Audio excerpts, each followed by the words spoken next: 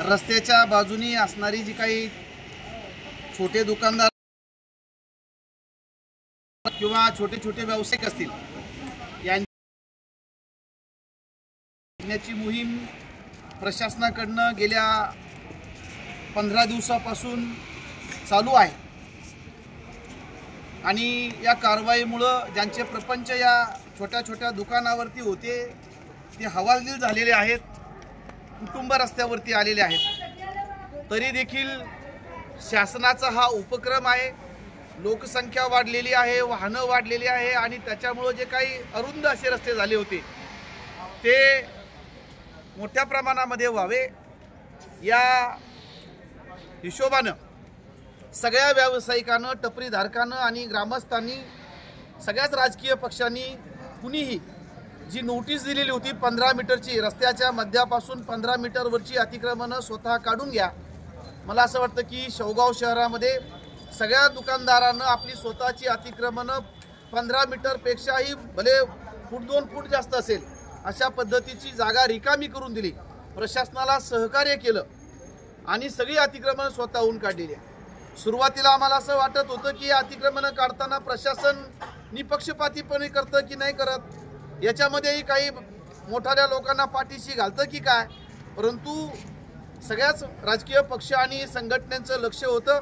त्यामुळं प्रशासनानं कुणालाही पाठीशी घातलेलं आता तरी दिसत नाही। सगळ्यांचीच अतिक्रमणं काढलेली आहे, परंतु अलीकडच्या काळामध्ये नोटीस आम्हाला रस्त्यापासून 15 मीटरपर्यंतची अतिक्रमणं काढण्याची आहे आणि काल संध्याकाळपासून या तालुक्याचे तहसीलदार असतील, नगरपालिकेच्या कर्तबगार सीओ असतील, आणखीन BNCचे काही लोक असतील, यांनी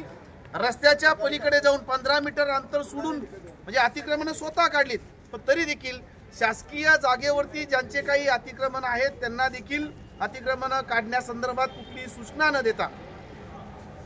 उद्या सकाळपर्यंत ही अतिक्रमणं काढून घ्या, तुम्ही शासनाच्या जागेवरती आहात अशा पद्धतीनं प्रशासनानं रात्री दम दिला। मला असं वाटतं की हुकुमशाही आहे, दादागिरी करते प्रशासन, आम्ही शांत आहोत याचा अर्थ तुम्ही मनमानी पद्धतीनं सगळा कारभार कराल असं होऊ देणार नाही। आणि म्हणून आज आम्ही वंचित बहुजन आघाडीच्या वतीनं असे काही जे काही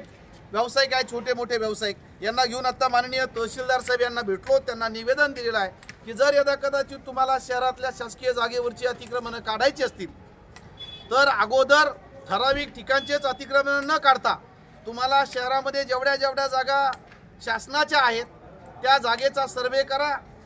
त्याचे डिटेल्स घ्या, कारण या छोट्या छोट्या दुकानदारांचं तुम्हाला पुनर्वसन करायचं तर निश्चितच शासनाच्या जागेवरती त्यांचं पुनर्वसन करावं लागेल,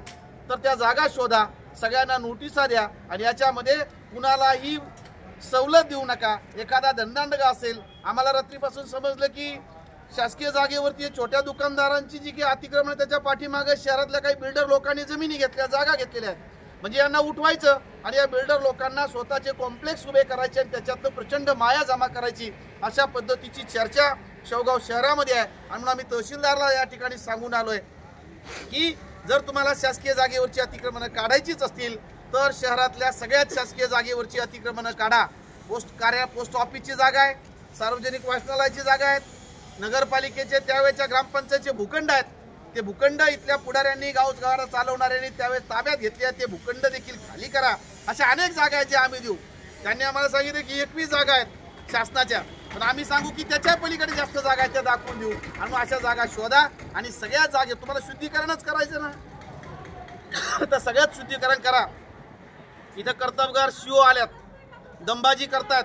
मासेमारी रस्त्याच्या कडेला करणाऱ्या लोकांना त्यांनी त्या दिवशी अत्यंत अर्वाच्य भाषेमध्ये उठवून दिलं। मी त्यांनाही आम्ही निवेदन देणार आहोत की शहरामध्ये जे कॉम्प्लेक्स उभे राहिलेले आहेत, दवाखाने असतील, कापड दुकानं असतील किंवा आणखीन जे काही मोठमोठे व्यवसायासाठीचे